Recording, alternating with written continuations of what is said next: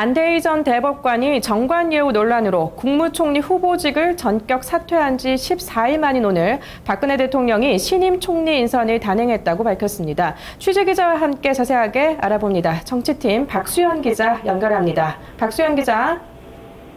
네, 국회에 나와 있습니다. 네, 오늘 청와대 발표 내용 전해주시죠.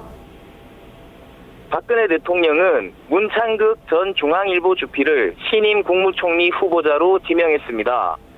문 후보자는 충북 청주에서 태어나 서울고와 서울대 정치학과를 나왔고 중앙일보 주필과 관훈클럽 총무를 역임한 언론인 출신입니다.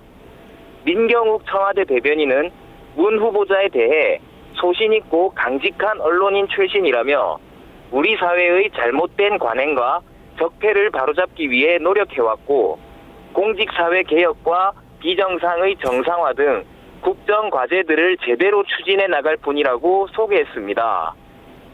박 대통령은 이와 함께 국가정보원장에 이병기 주일 대사를 내정했습니다.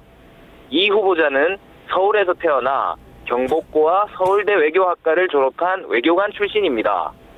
민 대변인은 이 후보자에 대해선 안기부 2차장과 외교안보연구원 연구위원, 청와대 의전수석 등을 역임하면서 합리적으로 일을 처리해왔으며 국내외 정보와 안보 상황에 대한 이해가 깊은 분으로 현재 엄중한 남북관계와 한반도 상황 속에서 정보당국 고유의 역할 수행과 개혁을 안정적으로 이끌 적임자라고 강조했습니다.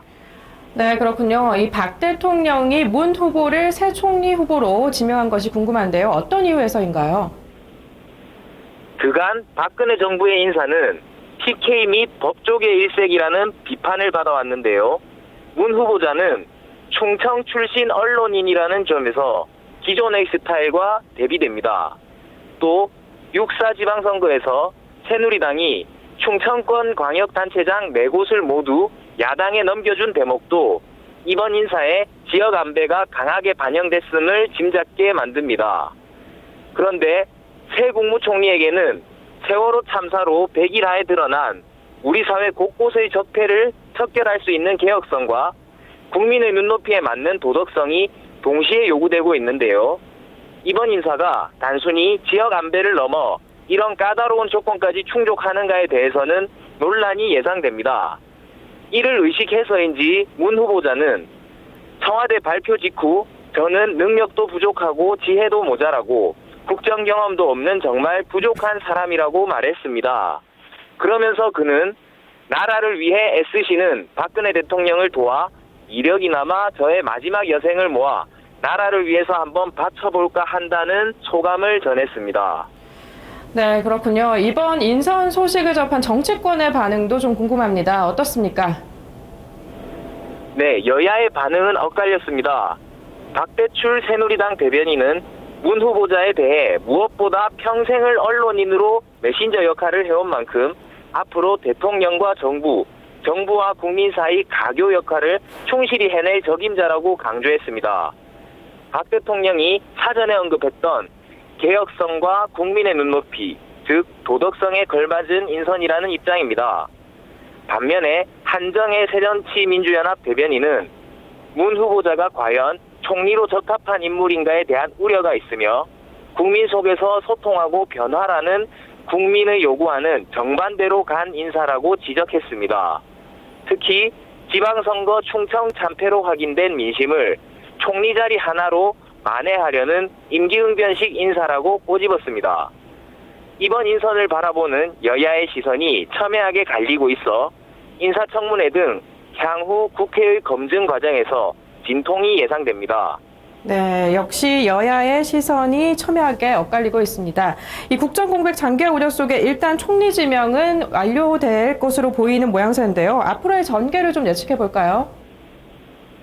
우여곡절 끝에 국무총리와 국정원장 인선이 이루어졌지만 세월호 전국 난맥상이 해소될 수 있을지는 불투명합니다.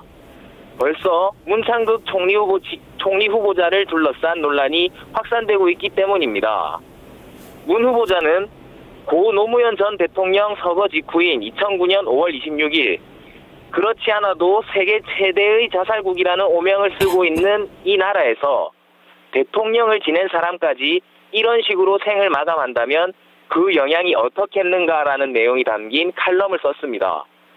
고 김대중 전 대통령이 병상에 누워있던 2009년 8월 4일에는 비자금 조성과 재산 해외 도피 의혹이 끊임없이 제기됐다며 사경을 헤매는 당사자에게 이를 밝히라고 요구하는 것은 너무 가혹하니 가족들의 손에 의한 깨끗한 마무리가 있어야 한다고 주장하는 칼럼 또한 썼습니다. 김대중 전 대통령은 2주 뒤인 8월 18일 서거했습니다. 지난해 박근혜 대통령의 방미길에 동행했다 전대미문의 성추문 사태를 일으켰던 윤창중 전 청와대 대변인을 연상시키는 극우 보수 농객의 모습이라고 할 수 있습니다.